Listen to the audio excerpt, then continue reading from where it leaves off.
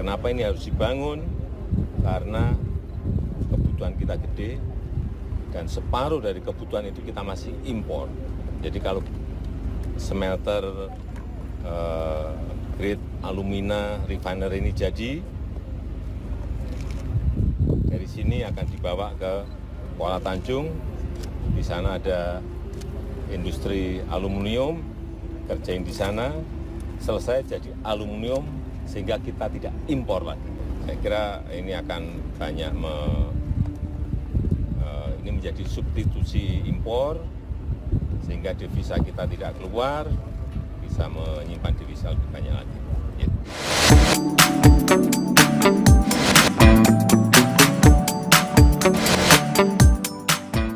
Kita memiliki daya saing yang tinggi, masuk pasar bersaing dengan negara manapun siap. Ini adalah pekerjaan besar, ekosistem besar yang mau kita bangun ini. Boksit, stop. Ada, hati-hati, 90% ekspor bahan mentah boksit kita itu ke Tiongkok. Nggak tahu, dia nanti gugat kita enggak.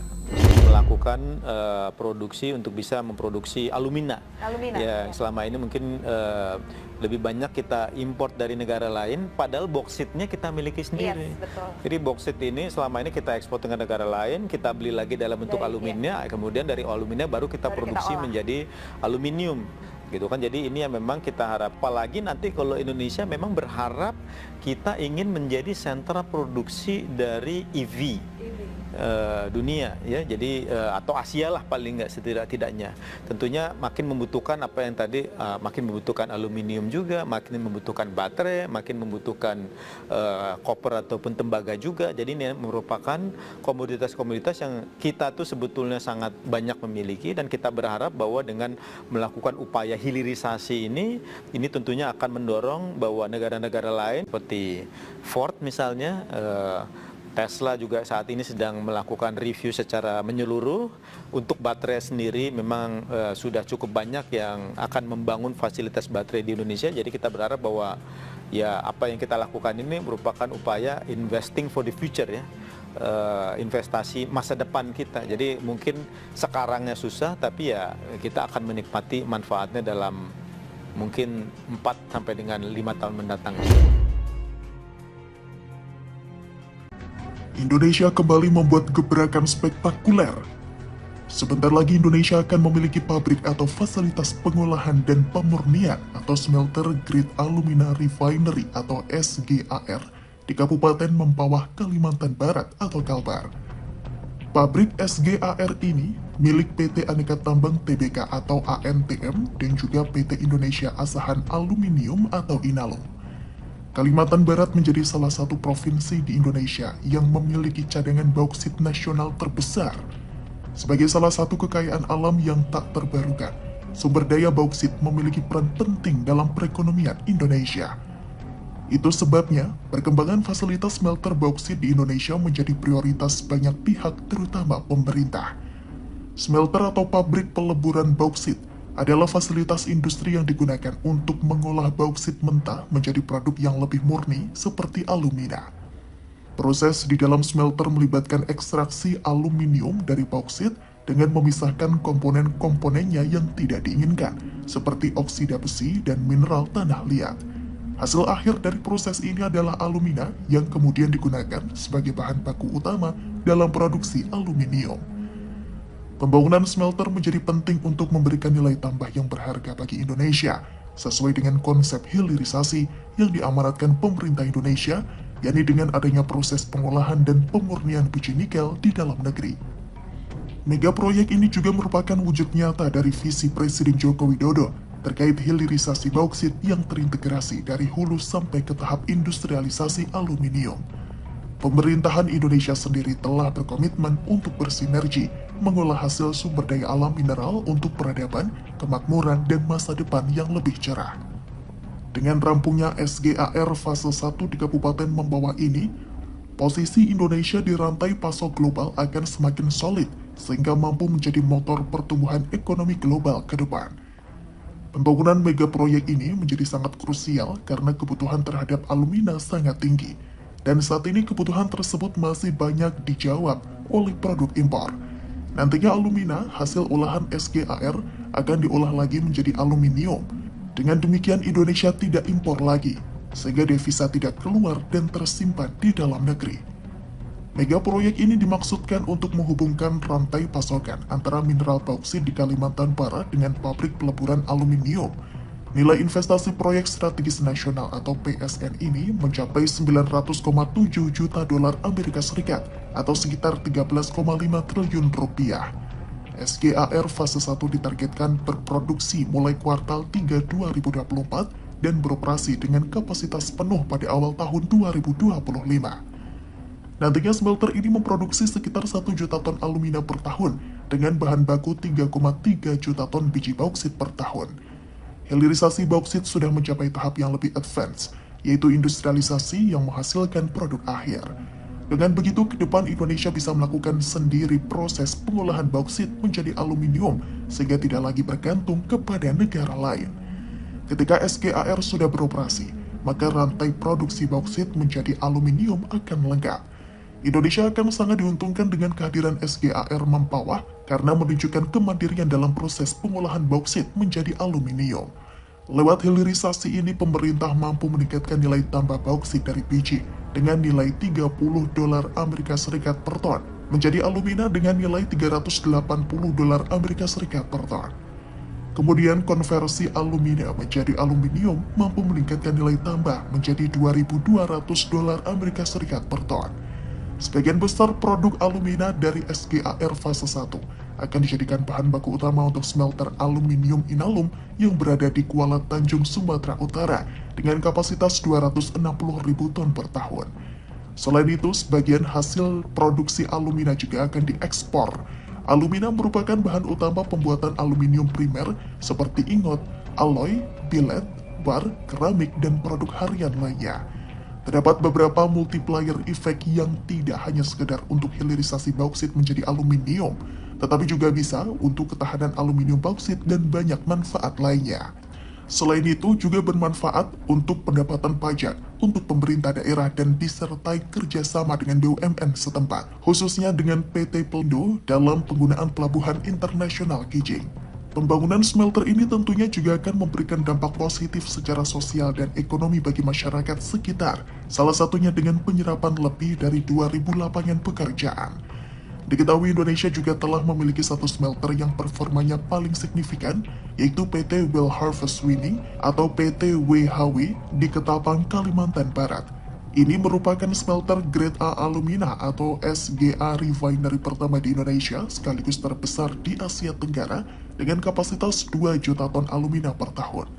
Keberhasilan pembangunan mega fasilitas ini menjadi tonggak penting dalam upaya Indonesia untuk meningkatkan nilai tambah sumber daya mineral tersebut.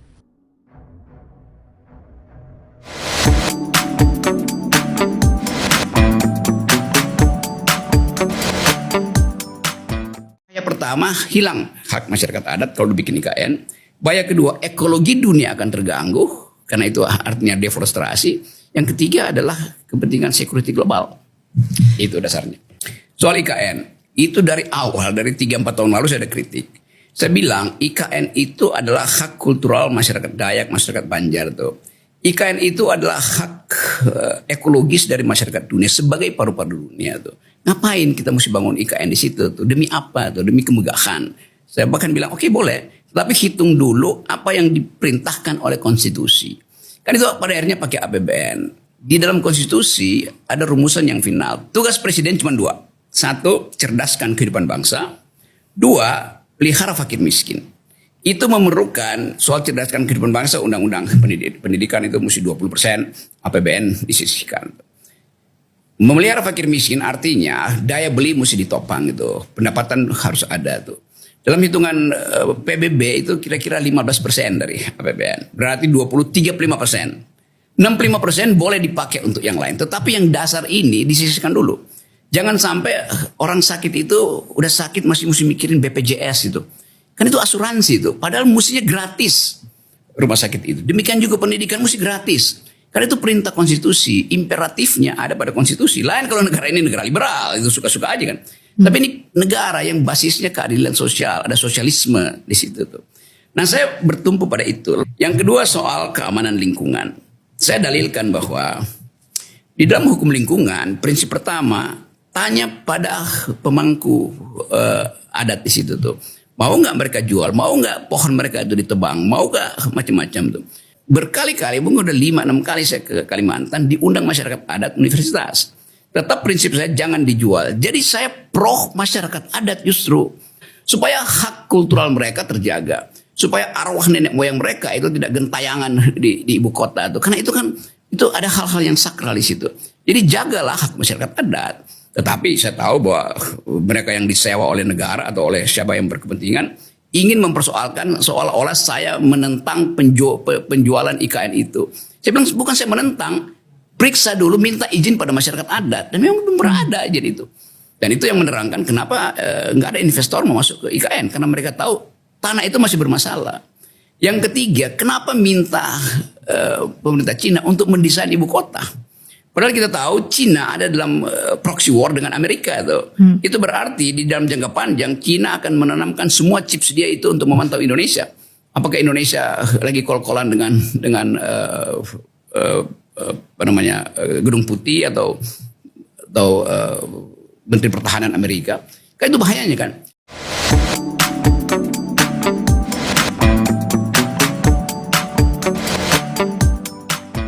Jumpa lagi ke channel Andre M. Semoga semua diberi kesehatan kepada Tuhan. Lanjut kepastian masa depan proyek Ibu Kota Nusantara, IKN, yang digagas Presiden Joko Widodo digoyang habis-habisan dalam masa kampanye pemilihan Presiden 2024. Padahal, proyek tersebut tengah berjalan saat ini dan aparatur negara ditargetkan pindah secara bertahap mulai tahun depan. Indikasi dibatalkannya mega proyek ini sebenarnya muncul dari calon presiden nomor urut 1 Anies Baswedan yang berkali-kali melontarkan kritikan terkait proyek pemindahan ibu kota tersebut. Jika terpilih kelak, mantan Gubernur DKI Jakarta tersebut berjanji akan mengkaji ulang kelanjutan proyek ini. Dia mengatakan anggaran yang dimiliki negara sedikit dan lebih baik dipakai untuk kesejahteraan masyarakat. Nanti saya lihat, kalau saya terpilih, kita akan kaji ulang itu semua, kaji ulang, kata Anies Baswedan dalam sebuah acara diskusi di Bandung dikutip dari Detikcom, Senin, 18 Desember 2023. Proyek-proyek nasional dengan skala besar seperti IKN memang selalu menjadi keputusan politik, selain pertimbangan ekonomi. Tidak jarang proyek yang digagas satu pemimpin tingkat nasional dibatalkan ketika rezim berganti. Berdasarkan catatan CNBC Indonesia, peristiwa dibatalkannya proyek yang digagas kepala negara pernah beberapa kali terjadi ketika tampuk kepemimpinan nasional berganti. Berikut ini merupakan daftar sejumlah proyek yang dibatalkan karena pergantian presiden. Presiden Soeharto pernah berencana memindahkan ibu kota dari Jakarta ke daerah Jonggol, Jawa Barat. Dalam persiapan sebagai ibu kota, Jonggol hendak dijadikan kota terlebih dahulu. Presiden Soeharto merilis sebuah keputusan Presiden nomor Januari 1997 tertanggal 15 Januari 1997 tentang koordinasi pengembangan kawasan Jonggol sebagai kota mandiri. Kepres pengembangan kawasan Jonggol itu nantinya akan menjadikan wilayah perkotaan, yang di dalamnya ada kawasan permukiman, industri, kawasan perdagangan, kawasan pendidikan, pusat kota dan pemerintahan. Di sekitarnya akan pula kawasan pertanian, perkebunan, hutan lindung, waduk dan bendungan. Jonggol dipilih karena dekat dengan kawasan Jabotabek yang sudah sangat berkembang pada masa Orde Baru. Daerah Jonggol bisa diakses dari Jakarta lewat Jalan Tol Jakarta-Bogor-Ciawi, Jagorawi. Beberapa perumahan sudah muncul di sekitar Cibubur kala itu. Dikutip dari buku Perjuangan Keadilan Agraria, 2019, 152, ribuan hektar tanah di sana tidak memakai izin lokasi berkat rekomendasi daripada Menteri Agraria, Kepala Badan Pertanahan Nasional pada 1998. Hingga 1997, PT Bukit Jonggol Asri telah berhasil menempati areal seluas 12.818 hektar dengan rincian 8.918 hektar hutan, 2.100 hektar perkebunan, dan 1.800 hektar lahan rakyat di Bogor. Ketika proyek itu mulai berjalan, pada akhir tahun 1997, krisis moneter yang berujung tumbangnya rezim Soeharto ikut mengakhiri rencana ini. Orde Baru juga pernah memiliki proyek mobil nasional yang dikenal dengan nama Timor. Dengan anggaran yang besar, proyek mobil ini dijalankan oleh PT Timor Putra Nasional yang dimiliki oleh Tommy Soeharto, anak Presiden Soeharto. Proyek dimulai dengan keluarnya Inpres nomor 2 tahun 1996 yang memerintahkan sejumlah kementerian untuk segera mewujudkan industri mobil nasional. Proyek tersebut akhirnya batal karena krisis moneter 1997 yang berujung pada lengsernya Soeharto. Proyek tersebut tak dilanjutkan pada masa kepemimpinan presiden selanjutnya. Sejarah proyek Jembatan Selat Sunda bisa ditarik hingga tahun 1960 ketika seorang profesor bernama Sediatmo mencetuskan konsep Trinusa Bima Sakti atau interkoneksi antar 3 pulau yakni Jawa, Sumatera, Bali. Namun, proyek ini baru mulai digarap cukup serius pada 1986 ketika Presiden Soeharto menugaskan Menteri Riset dan Teknologi, Menristek, untuk mengkaji Trinusa Bima Sakti. Meski demikian, hingga rezim Orde Baru tumbang, pelaksanaan pembangunan jembatan tak kunjung berjalan. Di era Presiden Habibie, wacana pembangunan jembatan ultrapanjang kembali bergulir dengan diadakannya kajian tentang proyek ini. Namun, rencana pembangunan yang baru mencapai tahap studi itu harus berhenti lantaran krisis ekonomi. Sebagaimana dikutip dari Detikcom, rencana pembangunan jembatan Selat Sunda kembali berlanjut pada 2004. Pemprov Banten dan Lampung bersama Arta Graha memprakarsai rencana pembangunan jembatan ini. Dari hasil studi diketahui bahwa dibutuhkan dana mencapai 100 triliun rupiah untuk membangun jembatan yang menghubungkan Pulau Sumatera dan Jawa itu. Untuk membiayai proyek, Pemprov Lampung dan Banten akan menggandeng pihak swasta yang dikomandoi oleh Arta Graha. Proyek diperkirakan akan menelan biaya hingga 100 triliun rupiah.